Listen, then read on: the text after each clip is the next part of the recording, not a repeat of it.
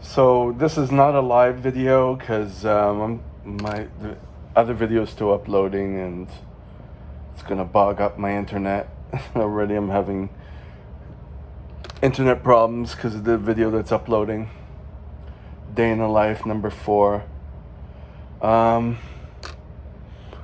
I met someone who says he's moving here. He's here for the weekend to look at places and stuff like that. And he agreed to meet with me at the sex establishment because my place is a pigsty. I'm really ashamed to bring people here. But anyways, I really like him, and we were the only, of the very few people there at the sex establishment, so it was very cool. And he's leaving tomorrow, and he wants to meet again tomorrow.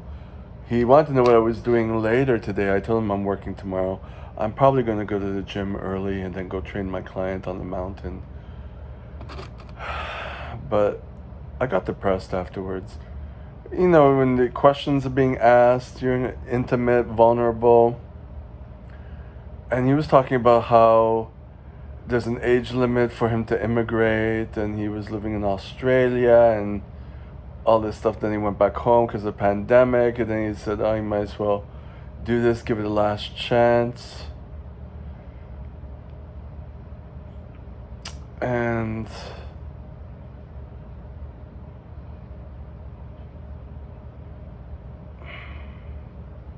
he's going to business school here too.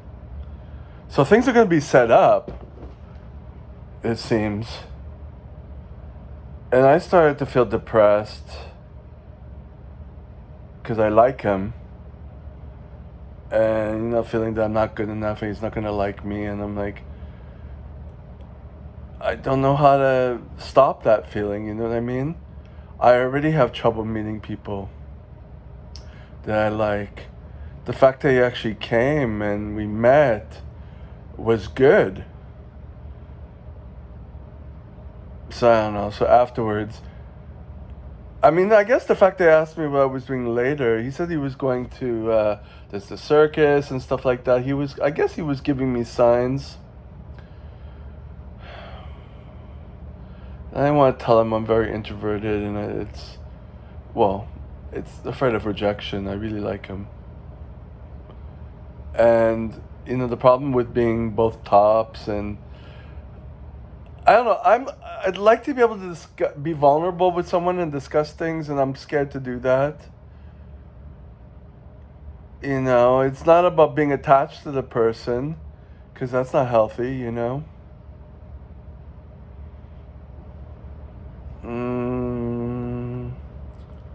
to think where. Okay, there's the camera. Sorry.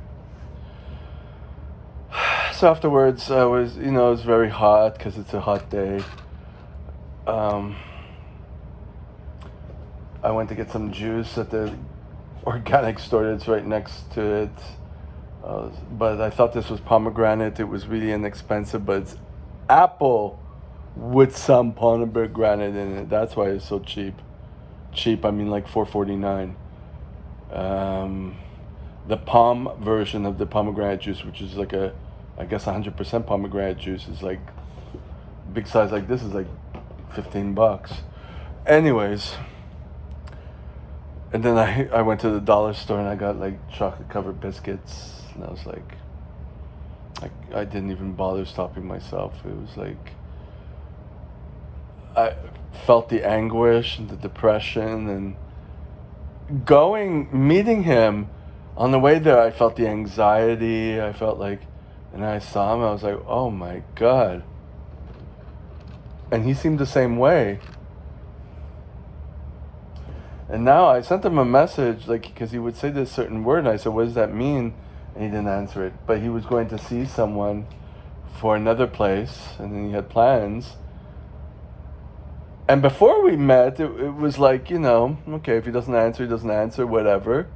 Because most people are like that. They flake out, And the fact that I met him, it just it creates even more anxiety and depression.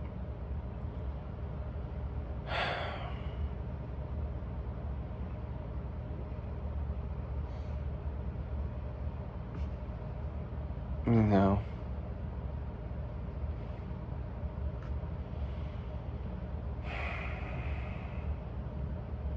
I don't know what to do.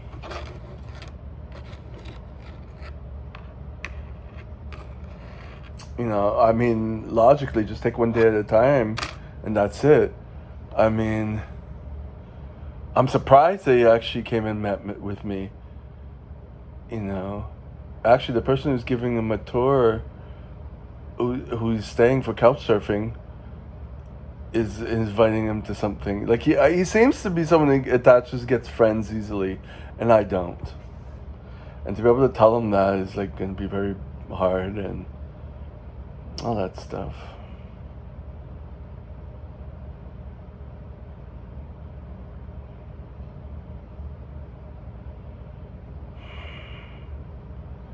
All I can do right now is just like imagine that memory from today.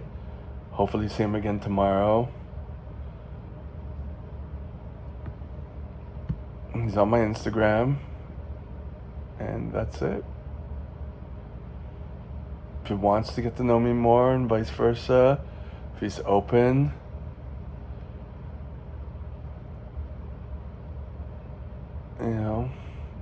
small steps, baby steps. He can't be worse than the flamboyant gay guy. Really, he can't be worse than that.